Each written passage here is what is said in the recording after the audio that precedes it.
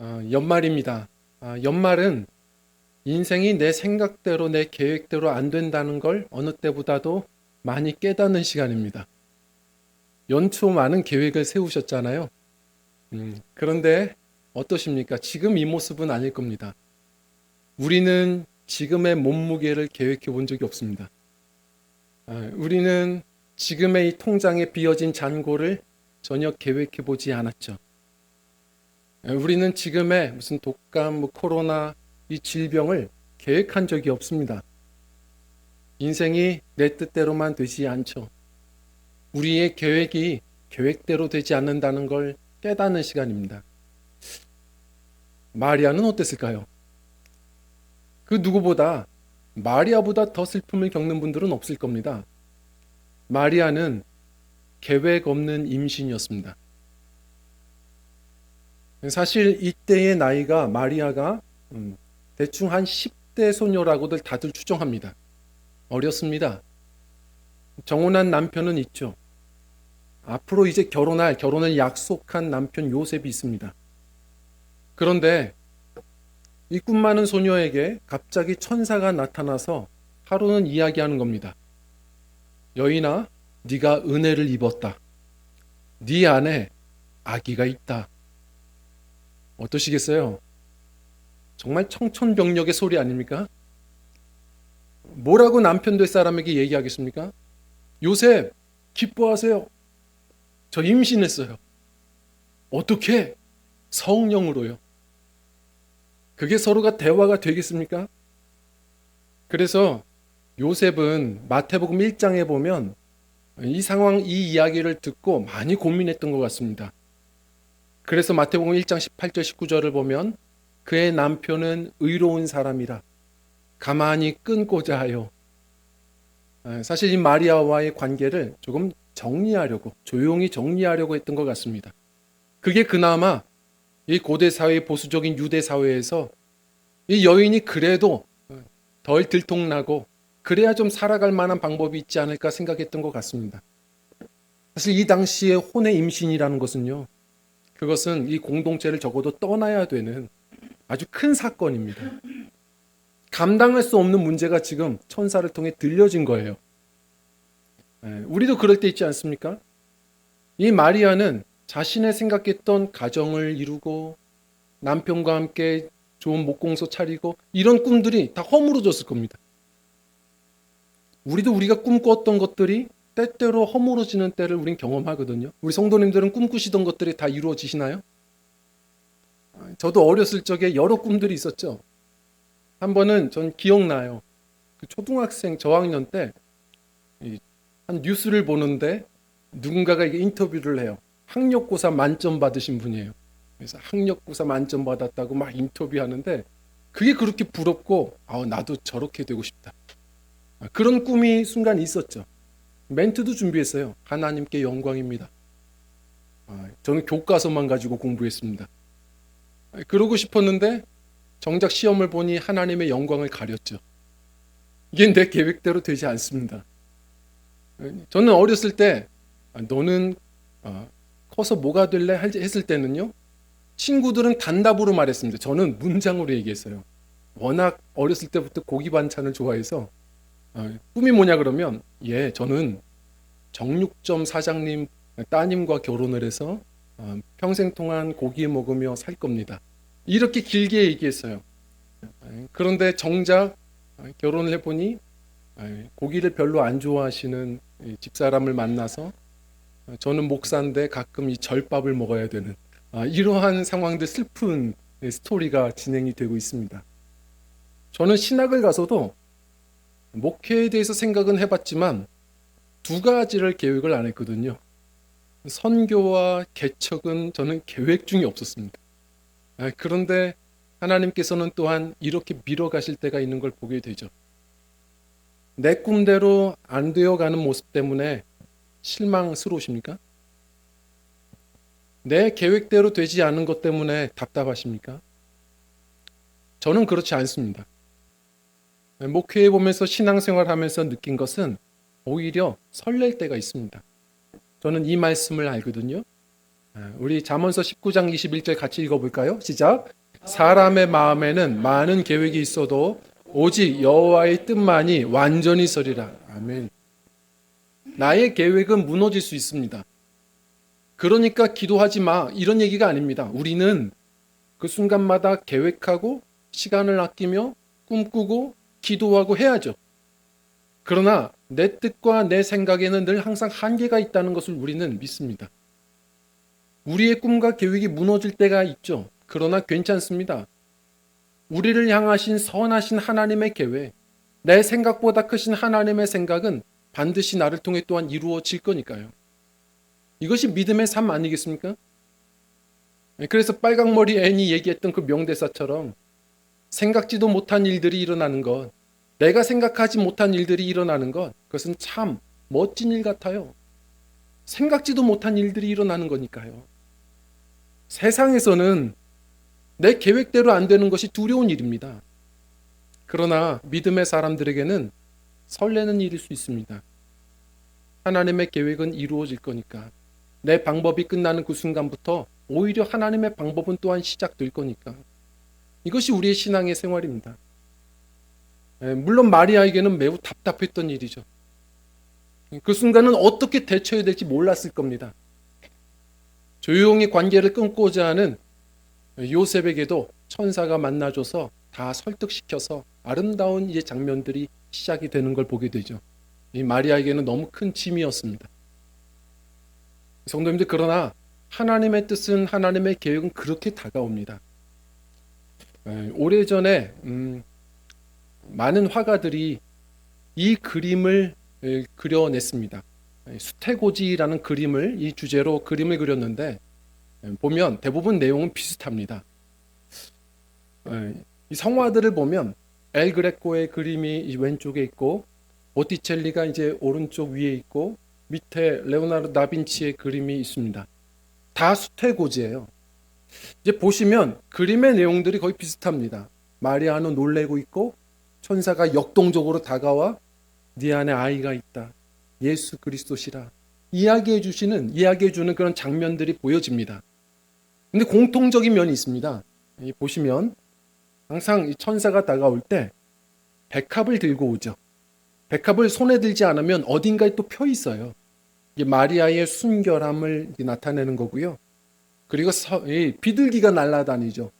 성령으로 잉태되었다는 것, 성령이 함께 하신다는 것, 지금 그것을 성령의 이미지 비둘기로 표현을 하죠. 아, 이런 거구나. 자, 그런데 제 눈을 더 사로잡는 것은 마리아가 붙들고 있는 겁니다. 마리아가 붙들고 있는 건 화가들이 다 다르게 그립니다. 누군가는 마리아가 성경책을 읽다가 천사를 만난 걸로 그려요. 근데 어떤 그림을 보면 그 중세의 기도서를 붙들고 기도하는 장면처럼 그려내죠. 그리고 어떤 그림은 아예 바느질 어떤 그런 세트가 마련되어 있고 거기서 뭔가를 일을 하던 장면으로 그립니다. 어떤 그림은 물레가 옆에 돌아가요. 다양하죠. 하나님의 은혜는 그렇게 다가오는 겁니다. 오늘 은혜를 입은 자여, 우리에게도 그렇게 다가옵니다. 주님이 만나주시죠. 그런데 어떻게 만나주시느냐? 그것은 모든 사람마다 다릅니다. 어떤 분들은 사도행전 말씀대로 저렇게 기도하다가 만나시는 분들도 있고요. 어떤 분들은 고넬료 가정처럼 말씀 듣다가 말씀 보다가 주님 만나는 경우들이 있고요. 어떤 분들은 주님께서 맡겨주신 사명, 사도행전에 보면 순종하다가 성령 충만하는 경우들도 있습니다. 우리의 일상 속에서 우린 주님을 만나기를 사모하는 것이지 주님께서 갑자기 우리에게 찾아오실 때가 있다는 겁니다. 물론 주님께서 만나주시면 우리의 삶의 결이 완전히 달라지는데요. 그런 은혜의 사건이 우리 인생 속에 경험될 때가 있다는 거죠. 어떤 분들은 이렇게 질문을 합니다.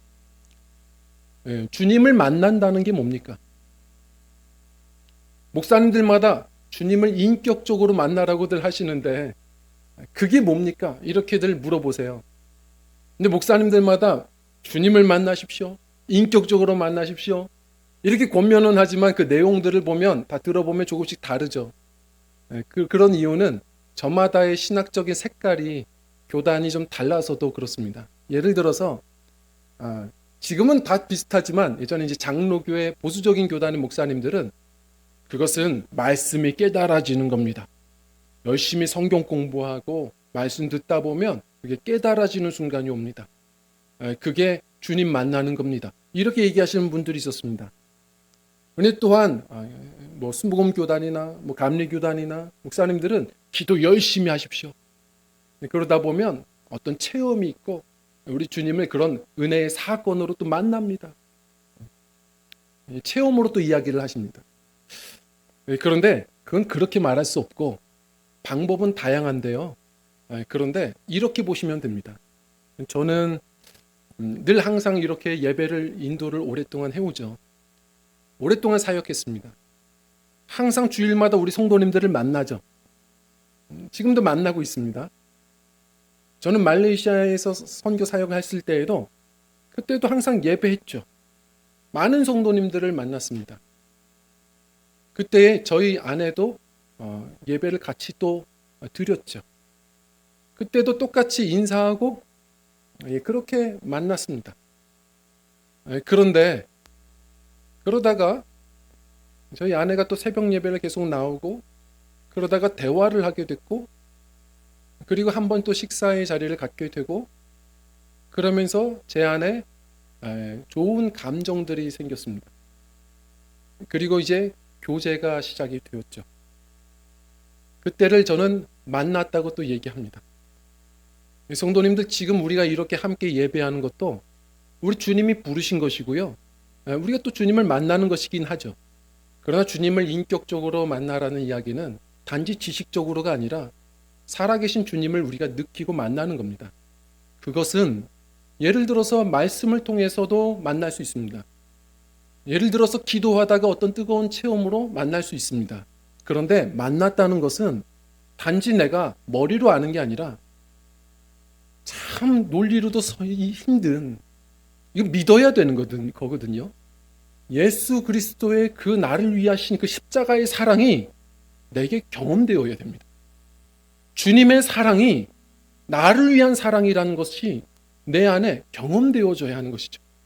이것은 설명으로 되지 않습니다. 이게 나를 위한 사건이었구나. 이 복음이 내 사건이 되어야 됩니다. 그것이 말씀을 통해 깨닫다가 그렇게 은혜 받으시는 분들도 있고요. 어떤 분들은 기도하다가 어떤 체험을 통해서 그렇게 느끼시는 분들도 있습니다. 분명한 것은 2000년 전에 십자가 지신 예수님이 나를 위해서 십자가 지신 거구나. 주님이 나를 사랑하시는구나. 이게 경험되어지는 것이죠. 주님과의 사랑의 관계가 그래서 시작되는 겁니다. 그러면 지금도 우리가 예배하고 신앙생활하고 있지만 전의 신앙생활과 달라집니다. 사람은 뼛속까지 이기적이거든요. 그런데 어느 순간 사랑하면 그 사람의 취미가 내 취미가 되고 그 사람의 입맛이 내 입맛이 되는 것처럼 어느 순간 내 인생의 궤도가 바뀌어서 주님 중심의 삶이 되어지는 것이죠. 성도님 성수 주일하십시오. 주일 예배 빠지지 마세요. 그럴 필요 없습니다. 정말 주님을 우리가 그 은혜를 만나면 사랑을 경험하면 남들이 볼 땐 정말 불편한 것 같지만 은혜예요. 그냥 주님 앞에 나오는 것, 주님과 약속한 예배 시간이 기다려지는 겁니다. 헌신하세요, 봉사하세요. 그럴 필요 없습니다. 이 사랑도 사실은 있다가 식어졌다고도 하잖아요. 근데 주님께서 항상 또 만나주시는데 사모하는 마음으로 주님 만나며 살아가는 신앙은 누가 말려도 주님과 함께 소명 감당하며 살아갑니다. 주님과의 늘 만남을 어떤 성도님들보다 더 사모하는 우리 교회가 됐으면 좋겠고 그래서 주님의 은혜 속에서요 우리의 삶의 결은 남들이 볼 땐 불편한 겁니다. 마리아처럼 말입니다. 나 하나 먹고 사는 것도 바쁜 세상에서 주님을 예배하고 이웃을 사랑하고 만만치 않습니다. 그러나 이게 은혜입니다. 그 사랑이 경험되어지고 주님과 함께 동행되어지는 그런 은총의 삶이 우리 저와 성도님들에게 있었으면 좋겠습니다. 우리의 삶이 세상이 볼 때는 불편해지는 것일 수 있어도 우리는 세상이 알지 못하는 그 은혜는 큰 두 가지를 우리에게 선물해 주는 것을 경험하게 되죠. 주님이 찾아오시면 주님의 은혜가 임하면 이 두 가지가 있는 겁니다. 그래서 우리의 삶이 불편해도 우리는 오늘도 내 잔이 넘치나이다예요. 이 두 가지가 뭐냐면 평강과 꿈입니다. 우리 첫 번째로 우리 함께 좀 같이 읽겠습니다. 시작. 평안을 얻는다. 아멘. 평안을 얻는 것이죠. 오늘 말씀은 이렇게 이야기합니다. 우리 28절 읽어볼까요? 시작. 그에게 들어가 이르되 은혜를 받은 자여 평안할지어다. 주께서 너와 함께 하시도다. 아니. 아멘. 천사가 은혜를 받은 자요 말합니다. 평안할지어다 얘기합니다. 주께서 너와 함께 하시도다. 처녀가 그 말을 듣고 놀라 이런 인사가 어찌함인가 생각하며 지금 마리아가 놀랬습니다. 우리 한글 성경으로 볼 때에는 이게 무슨 일이지? 마리아가 잠시 생각에 잠긴 것? 그런 얘기가 아닙니다. 이게 원어를 보면 이 단어가요. 이게 계속 논쟁하다, 항변하다 이런 의미가 있는 단어입니다. 지금 마리아는 너무 놀랬을 겁니다. 이 처녀에게 이게 무슨 일인가? 어떻게 이러실 수가 있나? 계속 끊임없이 항변하고 싶은 마음, 그 불안한 마음이 이 여인에게 있었던 것 같습니다. 그래서 34절에 보면 어떻게 이런 일이 있을 수 있습니까? 질문하죠. 결국은 주의 말씀을 다 듣고 제가 주의 여종입니다. 그 일이 그대로 이루어질 것입니다. 그러면서 또 감사하게 되죠. 이 사이에는 많은 그 안에 불안함을 느끼셔야 됩니다. 이 마리아가 괴로웠을 겁니다. 사실 이 말씀이 성경학자들에게는요 28절 천사 이야기가 사사기의 기드온에게 나타난 천사 이야기와 매칭을 해서 읽는 사람들이 많습니다. 왜냐하면 내용이 거의 똑같습니다. 기억하십니까? 지금 미디안 군사들에게 괴롭힘을 당하던 이스라엘, 그래서 용기 없이 그 미리사 까불어 먹고 있는 이 기드온에게 천사가 나타나죠. 그래서 똑같이 얘기합니다. 평안해라, 두려워하지 마라, 큰 용사여. 아니 평안하게 해주지. 상황은 이런데 지금 기드온 불러서 미디안과 목숨 걸어서 싸우라고 시키면서 평안을 왜 얘기하시나? 마리아에게도 마찬가지입니다. 가만히 두시면 평안할 텐데 왜 이런 사건과 상황들을 주셔서 날 이렇게 불안하게 하시나? 내 생각과 많이 다르죠. 근데 성도님들, 주님께서는 공수표를 날리시는 건가요? 왜 평안하라고 하십니까? 그 대답은 뭐냐면 주께서 너와 함께 하시도다입니다. 기드온에게도 마찬가지였습니다. 무엇으로 우리 성도님들 평안하시겠습니까? 돈을 얼마나 벌면 평안하시겠습니까? 집을 몇 채 가지면 하루에 한 번씩 잠을 옮겨 자면 평안하시겠습니까? 어떻게 하면 평안하시겠습니까? 사람은 그런 걸로 평안할 수 없습니다. 성도님들, 사람의 본성은 죄인입니다. 이 죄인들은 이 죄가 해결되지 않으면 알든 모르든 죄의 삭은 사망이에요. 불안한 겁니다. 그러나 우리 예수 그리스도께서 우리의 화평의 다리가 되셔서 하나님과 우리 사이에 화평이 되셔서 우리가 예수 믿으면 하나님의 자녀가 되고, 알든 모르든 예수 믿는 신앙생활은 삶은, 인생은 이럴 때 저럴 때 있지만 믿음의 사람들의 바로미터는 평안인 겁니다. 맡길 분이 있습니다. 죄짐 맡은 우리 구주. 이 죄짐 누구에게 맡기시겠습니까? 우리 인생의 짐들을 누구에게 맡기겠습니까? 우리 예수 믿고 사는 삶은 그래서 평안인 겁니다. 얼마나 준비하시면 평안하시겠습니까? 예수님 없으면 모든 걸 준비해도 불안한 겁니다. 주님이, 그래서 이사야가 이야기한 대로 평화의 왕이십니다. 주님이 마리아처럼 우리 인생 속에, 우리 심령 속에 임하시면 그 바로미터는, 열매는 평안인 것이죠. 성도님들, 이것이 얼마나 대단한 이야기입니까? 그 평화의 왕이 우리 인생 가운데 다가오신다는 것. 제가 어떤 지인이 그런 얘기를 하더라고요. 아이들 데리고 유명한 그 용인의 푸시를 만나러 갔대요. 용인의 푸시가 뭔가 있습니다. 그 푸바오 아시죠? 그 에버랜드에 굉장히 유명세를 떨치는 그 사람도 아니에요. 팬더곰입니다. 근데 워낙에 유명해져서 아이들이 좋아하고 또 많은 이제 어른들까지도 인기 스타가 이제 푸바오가 되어 있어요. 그래서 이분이 그 푸바오 애들 보여주려고 갔는데 놀란 겁니다. 줄을 섰는데 2시간 이상이 걸리더라는 거예요. 2시간 이상 아이들과 같이 그 줄 서가지고 그 푸바오 보겠다고 그렇게 기다렸다는 겁니다. 예배는 10분만 예배가 지체돼도 화를 내는 자신이 이게 이 2시간을 기다리더라고요. 근데 기다려서 결국은 그 푸바오를 드디어 만나는 복된 시간이 왔는데, 근데 그 시간이 왔는데 줄이 계속해서 들이밀치니까요. 딱 5분만 볼 수 있답니다. 구석에 자기 자리가 있는데 5분 보는데 얼마나 슬펐는지. 왜냐하면 그 짧은 귀한 5분이 이 푸바오가 무심하기도 하지 엎드려서 잠을 자더라는 거예요. 얼굴도 못 보고 온 겁니다. 우리 성도님들 이런 겁니다. 우리가 유명한 사람들, 조금만 힘 있다는 사람들 우리가 만나는 거 그 보통 일 아닙니다. 줄 서야 되고 나름의 많은 것들을 준비해야 됩니다. 그런데 만왕의 왕이신 우리 주님이, 평화의 왕이신 주님이 우리 인생 가운데 다가오신다는 거, 이게 얼마나 위대한 일인지를 우리는 깨달아야 합니다. 우리 나그네 인생 속에 가장 큰 선물이 바로 예수 그리스도요, 주님 주시는 은혜의 선물 평안인 줄 믿습니다. 자, 그 평강이 있습니다. 자, 그리고 나서 우리 함께 읽어볼까요? 시작. 꿈을 얻는다. 꿈을 주시는 겁니다. 그냥 평안이 아니라 평안과 함께 이제 꿈을 말씀해 주시는 거죠. 우리 말씀 한번 좀 읽어볼까요? 우리 31절, 32절을 읽어보겠습니다. 시작. 보라, 네가 잉태하여 아들을 낳으리니 그 이름을 예수라 하라. 그가 큰 자가 되고 지극히 높으신 이의 아들이라 일컬어질 것이요 주 하나님께서 그 조상 다윗의 왕이 33절입니다. 영원히 야곱의 집을 왕으로 다스릴 것이며 그 나라가 무궁하리라. 아멘.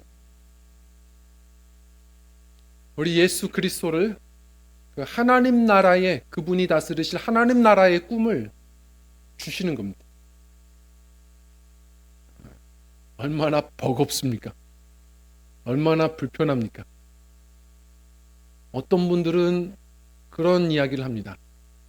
목사님, 저는 저 하나 먹고 사는 것도 버겁습니다. 저는 능력이 없고요. 저는 힘이 없습니다.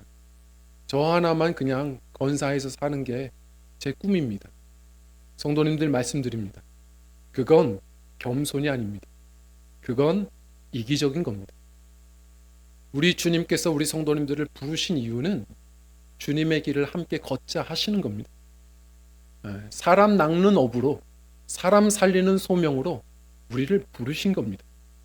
성도님들, 우리가 그 소명을 응답하고 아멘하고 순종할 때 주님께서는 그걸 감당할 수 있는 능력도 주시는 것이죠.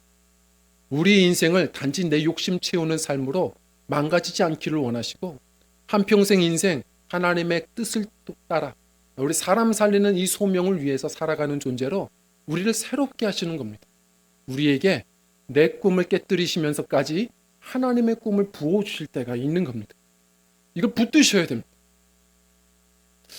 제가 얼마 전에 한 영상을 보다가 나름 감동을 했습니다. 전 경기도지사 남경필 의원이죠. 지금은 이제 정치에서 등을 돌려서 지금은 뭐 정치적인 색깔 없이 많은 분들이 이분의 이야기를 지금 듣고 있죠. 이분이 어떻게 살아가나 몰랐는데 놀랍게도 한 라디오 방송에서 그의 이야기가 유명세를 가지면서 기독교 방송에까지 얼마 전에 또 등장을 했습니다. 근데 이분이 왜 정치에서 발을 옮겼습니까? 사실은 그분이 등 돌리고 싶어서 그런 게 아니었죠. 늘 승승장구했습니다. 젊었을 때부터. 그 아버지 따라서 계속해서 젊었을 때부터 의원 생활들을 해왔죠. 그런데 대권까지도 노릴 수 있었던 이 사람이 갑자기 그 정치에서 발을 돌렸던 이유는 첫째 아들 때문입니다. 아들이 마약 중독자였죠. 그 때문에 아들과 함께 이미지가 많이 떨어지게 되고 또 그래서 생각지도 못한 선거에서 낙선이 되죠. 그러면서 아예 발길을 돌렸습니다. 이분이 그런 이야기를 합니다. 왜 이런 일이 나에게 있을까? 이 아들이 한번 마약의 중독에 빠지는데 노력으로 안 되는 거예요. 항상 약속하면 가정이 정말 전쟁터랍니다. 약속을 하면 지키겠다고 말해놓고도 안 되는 거예요. 경찰에도 2번 정도 신고를 했습니다. 그런데 정치인이라고 생각해서인지 안 오더라는 거예요. 경찰이 조사를 하러 안 옵니다. 그래서 2번이나 조사를 안 오고 결국은 어쩔 수 없어서 폐쇄병동에도 아이와 함께 회의하고 폐쇄병동에도 집어넣어 버리죠. 수없이 전쟁터였습니다. 이분이 이런 이야기를 합니다. 왜 나에게 이런 일이 있을까? 이분이 크리스천이거든요. 내가 뭘 잘못했을까? 어떻게 이런 상황이 우리 아들에게 이런 사건이 있을 수가 있을까? 굉장히 고통스러웠답니다. 그런데 이 문제는 분명히 우리 육신의 문제를 넘어 영적인 문제라고도 믿어지고 생각이 들어지고 이것과 함께 또 싸워야 된다는 생각들이 들기 시작하는데 처음에는 너무 그냥 마음이 무너져만 가는 거예요. 성도님들, 우리가 이것을 그냥 가볍게 여겨서는 안 됩니다. 이분이 뭐라고 하냐면 자신이 해결되지 않은 이 마약 중독자 자신의 첫째 아들, 이 아들이 어떤 아들이었냐면 공부도 참 잘했고 그리고 그 고등학교 1학년 때까지인가요? 너 꿈이 뭐니? 라고 다들 이렇게 물어보면 목사님이라고 이야기를 했답니다. 그랬던 아들이었어요. 그런데 누구의 욕심인지 자신의 욕심인지 한번 이게 유학으로 일찍 보냈는데 거기서 상상치도 못한 친구들을 통해 마약을 배운 거죠. 그리고선 인생이 뒤틀려진 겁니다. 몰랐답니다. 그런데 한국에 와서 그렇게 마약 중독자가 되어 있고 신고를 해도 안 되고 그래서 폐쇄병동에까지 집어넣죠. 정말 무너지는 마음이었는데 그 순간에 아이를 폐쇄병동에 넣고 꼭 잘 치료받고 나오자 약속하고 그리고 나서 자신을 오랜만에 돌아보는데 이제 낙선도 했겠다. 자신의 아내가 부럽더랍니다. 아, 우리 아내는 저렇게 성가대 열심히 하면서 항상 은혜 충만한데 나는 그냥 껍데기만 신자로 살았나 보다. 정치하면서는 많은 교회를 다녔답니다. 근데 선거를 위해 다녔지 사실은 주님과 깊이 친밀한 관계를 더 못했답니다. 근데 이런 상황이 되자 하나님, 저도 성령 충만을 한번 경험하고 싶습니다. 근데 어떻게 해야 될지 모르겠습니다. 주님을 깊이 만나고 싶습니다. 또 어떻게 해야 될지 모르겠습니다. 그러다가 다른 교회에서 성지순례 한다는 이야기를 듣고 무작정 그냥 따라갔답니다. 거기서라도 그렇게라도 몸부림치면 주님이 나를 좀 만나주실까. 그 곤고한 마음에 한번 따라가서 구경하고 힘겹게 다니고 있는데 전화가 한번 도중에 온 겁니다. 집에서 전화가 왔는데 첫째 아들이 집으로 돌아왔답니다. 그래서 왜? 정말 놀랍죠? 그 병원에서 21세기 이게 무슨 사건입니까? 수두가 전염이 돼가지고 모든 환자들이 다 집으로 귀가 조치가 되었다는 거예요. 억장이 무너지더랍니다. 하나님, 이럴 줄 알았으면 제가 안 왔을 텐데, 우리 아이를 내가 좀 관리했을 텐데, 둘째 아이에게 너 지금 첫째 아이 뭐 하고 있는지 좀 봐라 했더니 또 집에 오자마자 마약을 하고 있는 거예요. 울면서 하나님, 이게 뭡니까? 차라리 제가 여길 안 왔으면 됐잖아요. 왜 그런 마음은 또 주셔가지고 그냥 이런 원망 저런 원망하면서 하나님께 울고불고 했답니다. 그런데 신기한 건 처음으로 경험해 봤답니다. 그렇게 울고 기도하는데 무슨 해답을 주신 것도 아닌데 이걸 넘어서는 뭔가의 평강을 주시더라는 거예요. 평안함을 주시는데 이건 논리로 설명이 안 되더라고요. 평생 논리로 살았는데 논리로 설명되지 않는 자기를 압도하는 이 불안을 압도하는 평강을 주시더라는 거예요. 그래서 함께 하시는 목사님에게 저 이런 경험했다고 했더니 주님이 그렇게 만나주시는 거라. 그래서 오히려 자신감이 생겼대요. 뭔가 해결해 주시겠지.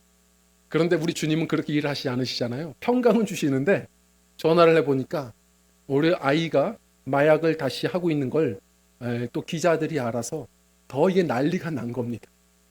그래서 하나님 앞에 기도를 하려고 하는데 어제와 다르더래요. 평강을 주시니까 그냥 왠지 담대해지고 주님 앞에 그냥 묻게 되더랍니다. 하나님, 왜 이런 겁니까? 왜 이렇게 흘러가는 걸까요? 그런데 하나님이 그때 이제 음성을 주셨답니다. 아들아, 너 네 아들 네 방법대로 다 해봤지. 예, 안 됐지. 예, 안 됐습니다. 이제 내 방법으로 할 거다. 그리고 내가 그 아이를 너보다 더 사랑한다. 이야기를 하시더라는 겁니다. 그러면서 하시는 말씀이 뭐냐면, 내가 네 아들 담당할 거야. 너는 그 아들을 좀 내게 온전히 맡겨라. 대신에 너는 내가 사랑하는 또 많은 사람들의 그 아들들을, 나의 자녀들을 네가 좀 맡아줘라. 그게 무슨 얘기인지 몰랐답니다. 근데 기도가 다 끝나고 나서 깨달아져 오는 것이죠. 내가 이 아이가 아니었다면 교만한 내가 주님 앞에 이렇게 엎드렸을까? 우리 아이가 아니었다면 이 마약 중독자들, 이 청년들의 이 문제를 내가 깊이 알았을까? 깨닫게 되면서 하나님, 우리 아이 맡기겠습니다. 그리고 이제 제가 주님 맡기신 자녀들을 위해 또 싸워보겠습니다. 정부가 해결해 주지 못하는 이 심각한 오늘날의 이 청년들의 이 마약 중독 문화, 이건 사탄의 문화다. 함께 싸워야 될 사람들이 필요하다 해서 이분이 그때부터 깨닫고 마약 퇴치 운동가의 길을 지금 걷기 시작한 겁니다.